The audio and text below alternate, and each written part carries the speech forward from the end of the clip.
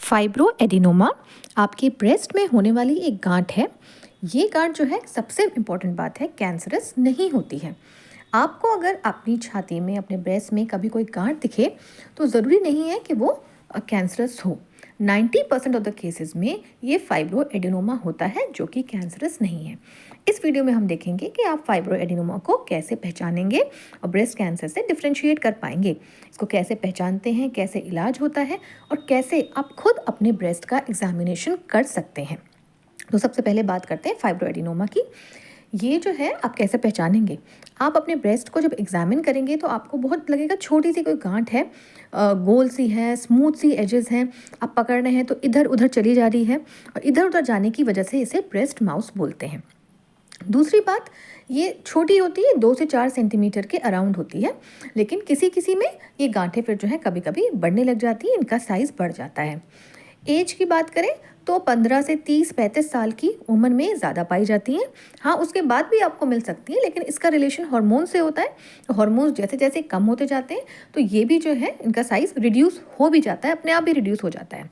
अब आप कैसे पहचानेंगे, इसके लिए देखिए एक अल्ट्रासाउंड होता है। अल्ट्रासाउंड में पता चल जाता है फाइब्रो एडिनोमा है। दूसरा जो है मैमोग्राफी होती है। ये एक तरीके का एक्सरे होता है ब्रेस्ट का, उसको आप एक्सरे कह सकते हैं। जो महिलाएं 40 साल की उम्र से ज़्यादा होती हैं उसमें मैमोग्राफी कराई जाती है, और जो उससे कम की होती हैं उसमें यूजुअली अल्ट्रासाउंड कराया जाता है, क्योंकि मैमोग्राफी में आपको एक्सरे से खुद ही एक्सपोजर दिया जा रहा है जो खुद एक कॉज होता है। दूसरा, अगर लगेगा गांठ बड़ी है या कैंसर का शक होता है या वैसे भी, हम उसमें एफएनएसी करवा सकते हैं, फाइन नीडल एस्पिरेशन साइटोलॉजी। इसमें जो भी आपका अंदर से फ्लूइड या लिक्विड निकलता है उसका जो उसकी जांच होती है और उसमें पता चलता है कौन से सेल से बना हुआ है। तो आपका कैंसर जो है अगर होता है नहीं होता ये इसमें पता चल जाता है। अब ट्रीटमेंट में देखिए, इसमें इतनी ट्रीटमेंट की ज़रूरत नहीं पड़ती। अगर मान लीजिए बड़ा हो गया है, आपको दर्द है और कोई दिक्कत है, उसका वैसे वाले जो सिम्टम्स हैं उनका ट्रीटमेंट किया जाता है। ट्रीटमेंट में इसकी सर्जरी होती है, इसको निकाला जाता है। अब कब निकालेंगे, मान लीजिए इसका साइज़ बहुत ज़्यादा बड़ा है। दूसरा, अगर लगता है हमको कि कैंसर हो सकता है। तीसरा, मरीज़ खुद कहता है कि भाई आप इसको निकाल दो, हमें डर लग रहा है, तो निकाल दिया जाता है। बाद में जो निकलता है उसको बायोप्सी के लिए या हिस्टोपैथोलॉजिकल एग्जामिनेशन बोलते हैं, इसके लिए भेज दिया जाता है। उसमें भी वो सेल्स ही देखते हैं। सेल्स देख के कन्फर्म हो जाता है कि ये जो आपका निकाला गया है ये कैंसर है कि नहीं है। अब देखिए, ये जो है ऐसा नहीं है एक बार आपकी गांठ निकाल दी तो नहीं होगी, ये बहुत कॉमन है। ये वहाँ पे भी हो सकती है और आसपास दूसरी जगह पर भी दोबारा हो सकती है। देखिए, आयुर्वेद में इसका इलाज दिया जाता है, इसको ग्रंथि मानते हैं। इसके लिए बहुत सारी हर्ब्स हैं और बहुत सारी दवाइयाँ हैं, जैसे कांचनार गुगुलू है, इसका बहुत अच्छा रिजल्ट मिलता है। पुनर्नवा कषाय है, वरुणादि क्वाथ है।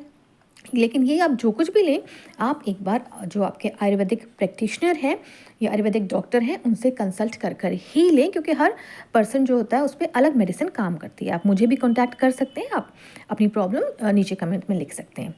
अब हम बात करते हैं ब्रेस्ट कैंसर की, कैसे ये ब्रेस्ट कैंसर से अलग होता है। देखिए, इसका जो लंप, जो गांठ होती है वो थोड़ी हार्ड होती है। उसकी फॉर्म का मतलब जैसे ये नोज टिप होती है वैसे हार्ड, मतलब पत्थर के जैसा हार्ड होगा। दूसरा, ये आपके साइड में जो लिम्फ नोड्स है ना, बगल में जो बोलते हैं आर्म पिट्स में, यहाँ पे भी आपको मिल सकता है। दूसरा, मतलब गांठ से मिल सकती है।